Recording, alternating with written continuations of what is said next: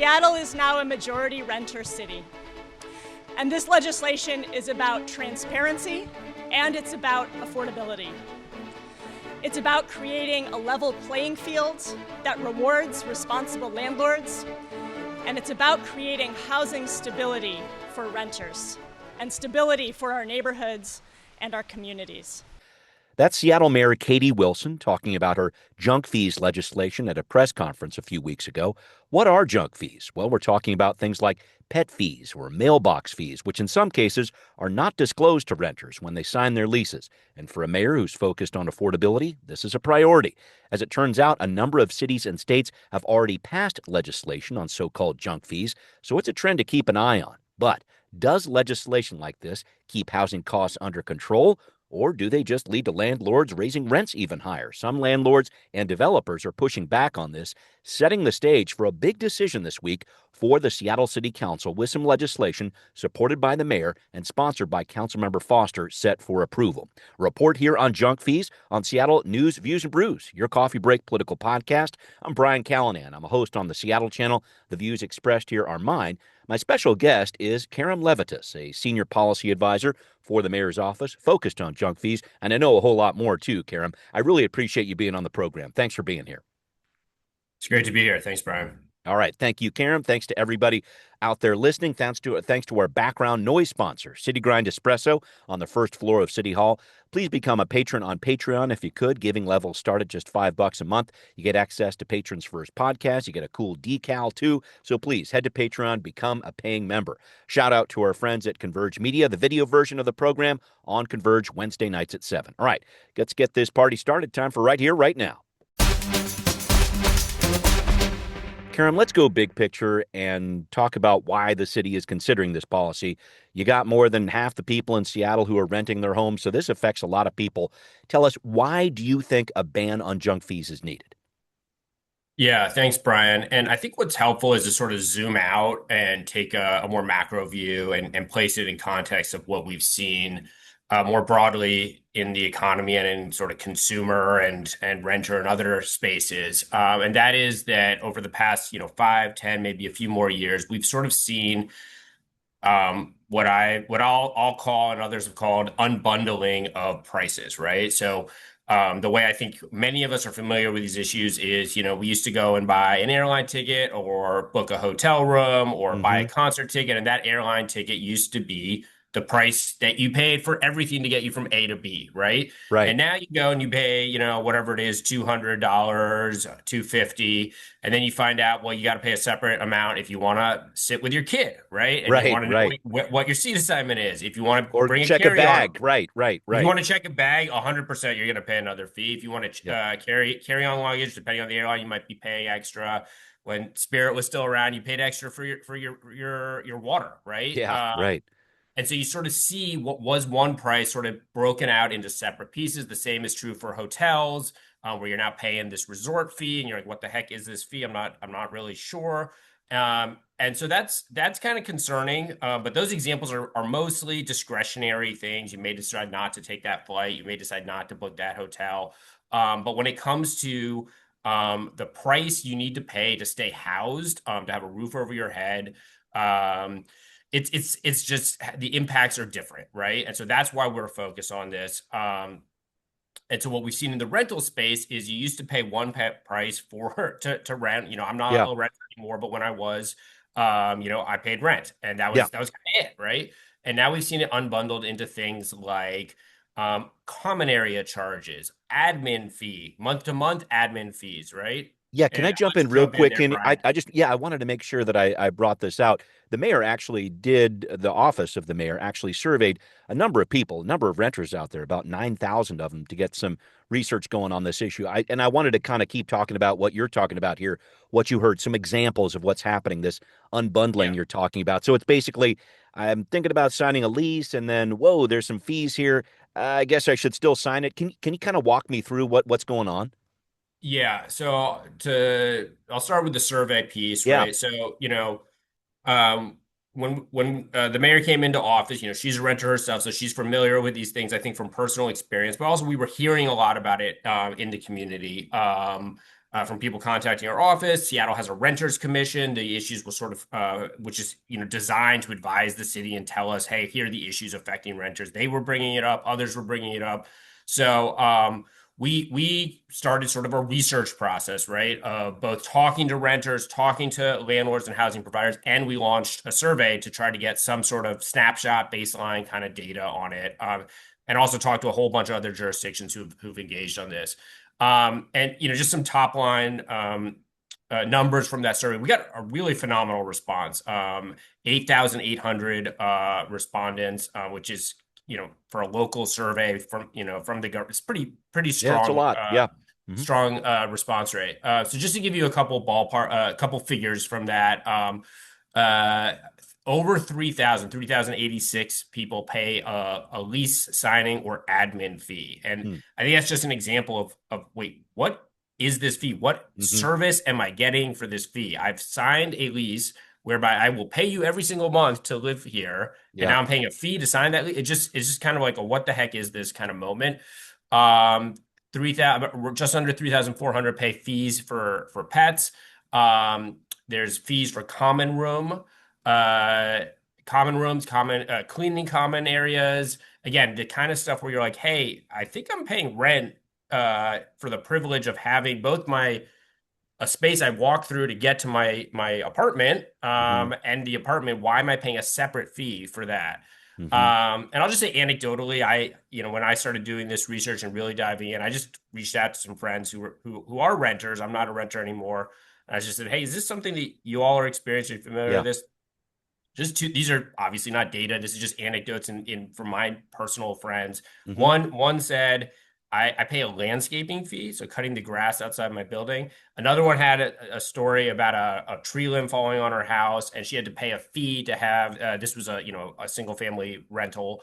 She had to pay a fee to have the tree limb removed, right? So it's just these you see it in a whole bunch of different contexts, and so that's kind of the some of the research that we engage in to understand the issue better. Thank you for that. I wanted to add some perspective too and talk about what's been going on at the state level for renters. So last year, if you missed it, folks, the legislature passed a law to cap rent increases. This was House Bill 1217. This caps annual residential rent increases at 7%, plus the consumer price index for inflation, or 10%, whichever's less. Also, rent cannot be raised during the first 12 months of tenancy. There are some exceptions, notably on new construction for its first 12 years. I think the logic here, Kerem, is okay. The state's keeping a close eye on rent increases, which could potentially incentivize landlords to look for other ways to make money off renters, like these added fees. I just wanted to make sure I was going down the right path there. Is that part of the mayor's consideration for the junk fees ban too? Yeah, I mean, I think I'd answer that in two ways. I think that is definitely possible. But in a sense, we don't need to know whether or not that's incentivizing it or not, because we see the evidence of what is happening, right? And that is that there are continued and perhaps increasing fees. This unbundling is happening regardless. Yeah. So whether or not there's a causal relationship between the House bill and the fees, it's certainly interesting, but I think the what we're seeing is taking place is the driving motivation for this policy, right? And that is, it's a majority renter city, about 58%. We have data that shows folks can pay between 10 and 30% in additional fees, and at the average rental price of around $2,000, it's not exactly 2,000, but for round numbers, that's between $200 and $600 per month in additional fees. That's kind of the data side. And then, this has gone through city council committees already. And you actually see those numbers really closely borne out in just like the anecdotes that people are bringing forward in public comment of, hey, I pay $250, I pay $300, I pay close to $400 in fees. And so to answer your question, it could be driven by those House bills, but I think the bottom line is we know that it's taking place. And that's where the sort of policy impetus is. Got it. And so I can understand how this ban on junk fees could potentially help out renters here. I wanted to at least start talking about some of the criticisms involved here. So you got Sure. landlords and developers. I'm going to focus on this a little more pointedly in a minute here, but this one Sure. basic argument here: if Seattle bans junk fees, landlords are going to fold that into the cost of rent. Rents are going to rise. Can you help me out with that part, Kerem? Yeah, no, it's a great question, and I think one it's helpful to really break down, right? And I'm going to use an example. Let's say I, as a renter, pay $2,000 in base rent, and I have $200 of mandatory fees that I have to pay. The amount I pay month to month to live in the apartment or my my home is 2,200. Yep. If this regulation comes into place and says basically you cannot charge those $200 in fees, and the landlord chooses, we'll see what they choose to do. But in this example, if that landlord chooses to move that $200 into base rent, and now the base rent is $2,200, I, as a renter, have not experienced any price increase. It's the exact Hmm. same. Okay. What is different is that when I'm going into that rental agreement, I know what I'm getting into. I know that my total costs are 2,200, so I can go in eyes wide open, and I can plan my budget, my financial life accordingly. Moreover, I can say, hey, this place is 2,200. That's too much. I'm going to look for a place that's 2,000, or I'm going to look for a place that's 1,800 or 1,500, whatever my budget is, right? And that's the rub right now, is that folks cannot do that in many rentals. Some they can that do disclose fees or don't have fees, but you can't sort of say, hey, I'm going to compare A to B and keep within my budget, do that comparison shopping, and then when you get into the rental, sort of move on with your life and do your budgeting and financial planning and just know how Yeah. much you got of extra to go to that show or go to whatever take that trip or whatever you're gonna do. Got it. Got it. Yeah, just that apples to apples comparison. I understand Yep. that. I do want to talk a little bit more about some of the concerns of landlords Yep. and developers when it comes to these bans on junk fees. We're going to discuss that, how the city's responding to those concerns, next on Now Hear This. At a Housing, Arts, and Civil Rights Committee meeting of the City Council last month, landlords and developers had a lot to say about Seattle's proposed ban on junk fees. Many actually spoke in support of these concepts of rent transparency, full disclosure on costs. But as Kevin Schilling of the Rental Housing Association of Washington pointed out, this ban takes the concept a step further. This ordinance doesn't just require disclosure. When you ban a cost, the cost doesn't disappear. It moves into rent. The renter who doesn't use the services pays. Everyone pays more. That's not affordability. That's cost shifting.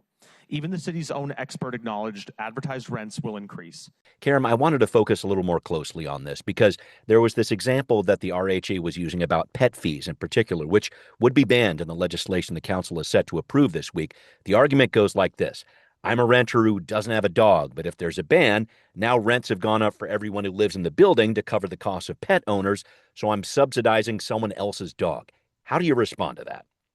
Yeah. Well, let me first explain the way pet fees or pet rent works, and then I'm going to get to your exact specific question. I'm going to do a little bit of wind up if you'll forgive me.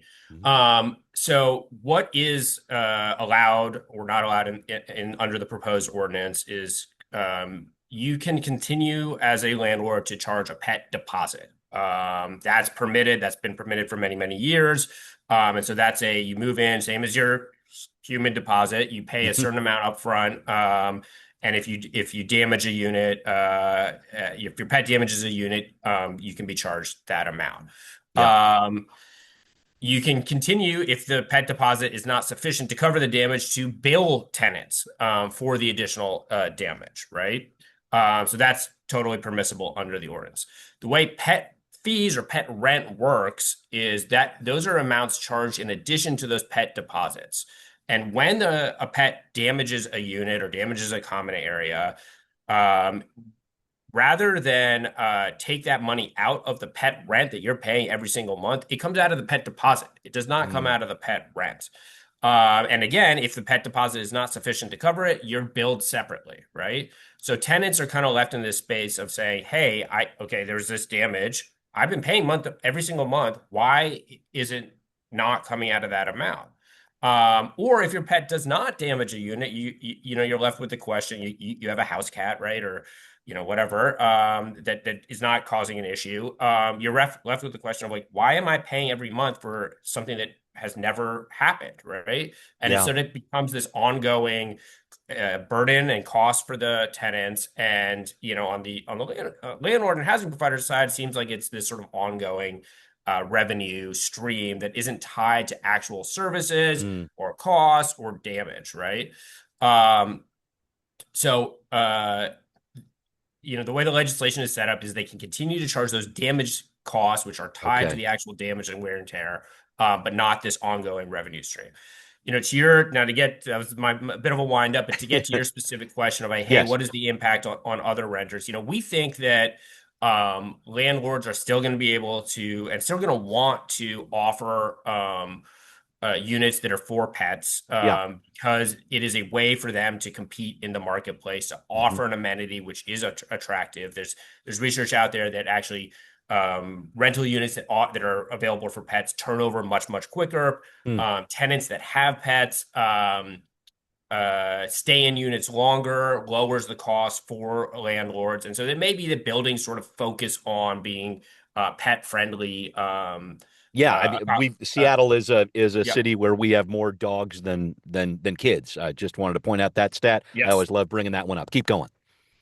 Yeah, so this may be a place where certain buildings are going to say, "Hey, we're the pet building. We're going to make sure that these amenities are available because it helps us in the marketplace. We are able to attract these tenants who often are the folks who stick around longer." So that's kind of the background I think is important for folks to know. Thank you. Let me take it one step further here because I just look at the larger Seattle housing market being in a pretty complex situation right now. I'll call it that. You got construction permits that really have dropped significantly since the pandemic. There's even been some discussion about suspending or pausing the city's mandatory housing affordability legislation. I've talked about that on the podcast. The MHA requirement that mandates developers build affordable units or pay a fee to go towards affordable housing. What I'm getting at is this. It's a bit of an unsettled housing market in Seattle right now. And you have developers saying, hey, if you're adding more red tape, more legislation, investors don't want to fund new housing projects inside Seattle city borders. How do you respond to that piece, Kerem?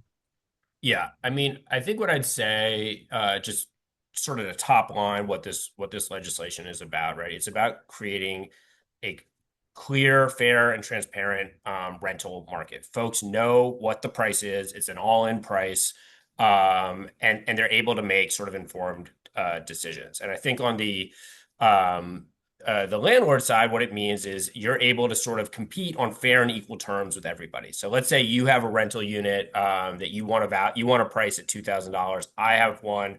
I want to price at $2,000, but I've decided to start charging about $200 in fees, like admin fees and common area fees, and now I'm pricing mine at $1,800, right? Well, you're forced to compete with me and start unbundling your fees, right? And everyone's kind of got this, who's going to move first, who's going to charge more for the burger, who's going to charge more for the, who's going to Yeah. charge a service charge, right? Yeah. Who's going to charge these other fees? And you have kind of this wild west of unbundling of fees. And so I think what this does is create an even playing field, both for renters and for landlords. And the other thing I'd sort of say just generally is, that transparency and understanding what you're getting into as a renter. I think the benefit to the renters and tenants is obvious. There's also a benefit to landlords because people are making financial choices and committing to a contract, to a lease that they can afford, right? It doesn't benefit a landlord to have someone get in and over their head and result in a non-payment situation where now you're accruing debt and maybe you're getting into a situation where you need to think about eviction proceedings, which we know are really costly and time consuming. So there is just this benefit across the board. Yeah, go ahead. No, I was just going to ask. I get so many different emails and tweets and whatever else from smaller mom and pop landlords out there. They're a pretty vocal group out there in the Seattle city realm, and I just wanted to talk about that piece because I've heard from some of them saying, again, more red tape or whatever else. you've got these larger housing consortiums that can afford to have attorneys and all that and wade through all this stuff. You're going to push out the mom and pop providers. Can you speak to that piece at all? Do you think that what you're talking about here, leveling the playing field, helps out those smaller landlords too? Yeah, I think it's a great question. I'll speak directly to the red tape piece. So by and large, I think what we've heard, and we engage heavily with a lot of different housing providers, from the large corporate folks to the small folks with between 1 and 10 units. By and large, we've heard that they're not engaging in this practice uh, as a general matter, right? And so their sort of compliance burden is not the same because they don't have to change much, right? Yeah, yeah. But I mean, I think it's important for us to be honest that any new regulation that has requirements around disclosures or record keeping, that is a burden on the business or the housing provider. And we recognize that, and it's important to sort of state that clearly. So the way we've thought about that is we need to make sure we have an implementation plan that is realistic, right? And so we have a couple tools that we have in the plan. The first is, hey, if you need to sort of disclose your rent or comply with things in a specific way, if you're a big corporate landlord, you can operationalize that. You have lawyers, you have admin staff that's going to help you do that. If you're a small landlord, well, you got to figure that all out on your own. And so what we're going to do is have sort of, hey, here's the form you download. If you fill this out, you've complied with the ordinance. You don't have to go parsing through legal text and ordinance text to figure that out. So building in those compliance tools that are easy to use. Okay. And the second piece is making sure we have funding and staff that supports this. So we're going to have sort of an outreach and education component to this that is funded to provide sort of training seminars and sort of materials, and how-to guides, as well as staff that's available to do sort of what we call technical assistance. You have a question, you can call them up and say, well, here's my unique situation. How do I do this? And they're trained and have the skills to provide that support. Kerem, I wanted to talk about kind of where this legislation is going during this week. It's a big decision for the Seattle City Council. I saw, interestingly, over the past week or so, that Councilmember Rink added an amendment here saying, okay, we're not going to let landlords bundle fees together here specifically. I thought that was an interesting twist there that the council is going to consider here. What do you want to come out of this legislation? Maybe I can just ask that general question. Yeah, I think the goal of the legislation is what I said a little earlier, of creating a rental reality, a rental marketplace where renters are looking at housing options. And when they click on a listing, they're going to know exactly what it costs, right? From the listing, it's going to say, here's the base rent. I'm going to keep using this $2,000 number because that's the average rent. It may not be what everyone's, that may sound a little expensive to some, little like a good deal to others, but they're going to click on it and say, hey, it says $2,000.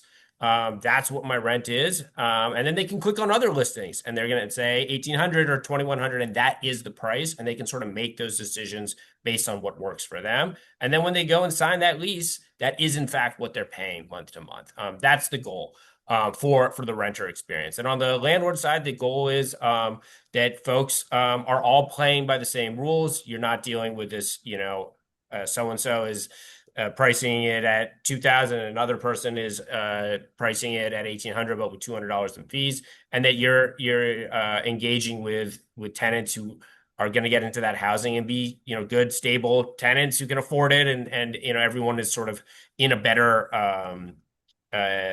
market and reality in terms of entering and choosing housing. Thank you for that. All right, well, coming up, bringing the focus back to the overall impact these rental fees could have when it comes to housing affordability in Seattle. Breaking that down on What's Next. Kerem, thanks again for visiting with me on this. And I wanted to sum things up here, talking about the effect a junk fee ban could have on Seattle. You're talking about a lot of larger market forces at work here. And I'm thinking about these fees. I know they mean a lot to people, but I'm just trying to figure out what impact this is really going to have on affordability, because I know the city can only do so much. This junk fees ban almost feels like they're kind of nipping at the edges of a really large problem. You know what I'm saying when it comes to affordability? Talk to me about this and where junk fees sit in that larger world of housing affordability. Yeah. And this isn't, a bill like rent stabilization Yeah. or rent control. I mean, that's not what this is. In fact, obviously on the local level, we cannot do that Right. due to state law. So it's important to be sort of transparent about that. But I think the way I'd sort of think about it is part of affordability is knowing what your expenses are. And for almost everybody, your housing is your most significant expense. So knowing what it will be and being able to sort of decide what is within your budget, what you can spend on your housing and what you can spend on other stuff is a really big part of living, within your means, with living within your budget, right? And not having sort of surprise costs, right? So picture sort of your car breaks down and you have a $200,000-$500,000 expense unexpected. That's really going to impact how your month or your year is going to go. And so when you take that into the housing space, understanding what you're getting into and understanding what your costs are really important to planning your financial life and your budget, right? And so that's kind of how I'd answer it on the affordability space. I think there is when you bring everything into a transparent price, there are these kind of economic forces where now everybody is competing on one price rather than having hidden costs. When the costs are hidden through unbundled fees, that's actually not how sort of the market is competing, because it literally can't, because those costs are unseen. So by pushing everything into the rent, there is the potential that those market forces will either drive down rents a little bit or stabilize them a little bit. Now, we can't sort of guarantee that. We're not sort of saying this is the effect it will have, because we also have sort of countervailing forces in terms of like a very tight housing market and those types of factors. But there is that sort of principle that has a possibility to come into play here. Yeah, this is one. I just wanted to make sure I put it in perspective. This is one tool of many that the city is trying to put in place to help when it comes to affordability. I think that's the right way to look at this. I think that's right. Yeah. Big thank you to Kerem Levitas, a senior policy advisor for the mayor's office. Really appreciate you being on the program. Thanks so much for having me. Meanwhile, thanks to everybody listening to Seattle. And thanks to everybody listening to Seattle News, Views, and Brews, where you can always find out what's brewing in local politics, junk fees included. Become a patron. Check out Seattle News, Views, and Brews on Patreon. Pledge $5 a month or more. Thanks for the help. Great to have you listening to this podcast on Apple, Overcast, Spotify, wherever you are tuning in. Thanks for watching on Converge Media, too. See you next time. Seattle News, Views, and Brews is an independent production of Callanan Media Services. Copyright 2026.